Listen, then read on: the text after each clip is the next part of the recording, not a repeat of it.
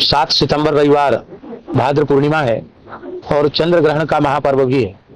कल दोपहर 12:57 से सूतक आरंभ हो जाएगा।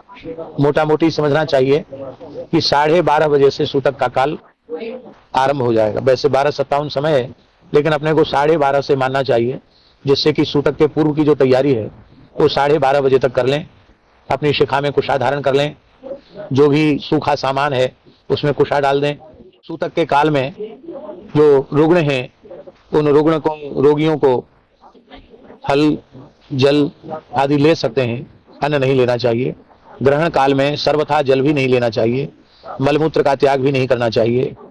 और रात्रि को 9:57 पर चंद्र ग्रहण का स्पर्श हो जाएगा। मध्यकाल रात्रि 11:42 पर होगा और मोक्ष काल रात्रि को 1:29 पर होगा। तो ग्रहण के स्पर्श से अर्थात रात्रि को 9:57 से रात्रि को 1:29 तक एक आसन से बैठकर अपने गुरु मंत्र का जप करना चाहिए। जो उस काल में गुरु मंत्र का जप करेंगे उन्हें पुरस्चरण का पुण्य प्राप्त हो जाएगा। जिस किसी भी मंत्र का जप किया जाता है उसका पुरस्चरण हो जाता है। तो यह ग्रहण का काल अत्यंत पवित्र काल है। इसमें शयन नहीं करना चाहिए, भोजन नहीं करना चाहिए, स्त्री का स्पर्श नहीं करना चाहिए सकाम भाव से। स्त्री हो पुरुष हो सबको सावधान होकर के साधन करना चाहिए, क्योंकि ग्रहण काल का पुण्य अक्षय होता है। सर्वम गंगा समम तोयम सर्वे व्यास समाद्विजा। सारा जल गंगा जल के तुल्य हो जाता है और सभी ब्राह्मण वेद व्यास के तुल्य होते हैं। इसलिए स्पर्श के काल में पूरा सिर से स्नान करना और मोक्ष के काल में सिर से स्नान करना आवश्यक हो तो मध्य में भी स्नान किया जा सकता है। बहुत से लोग तो जल में ही बैठ करके पूरा जप करते रहते हैं, लेकिन जिसके शरीर की जैसी सामर्थ्य हो, स्पर्श काल में एक बार स्नान और मोक्ष काल में स्नान।